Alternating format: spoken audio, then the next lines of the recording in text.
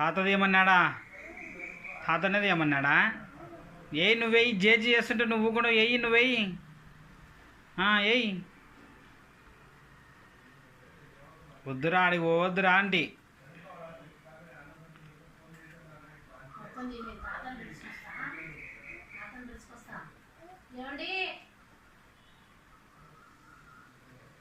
ఏరా ఏరా తొందర ఏరా.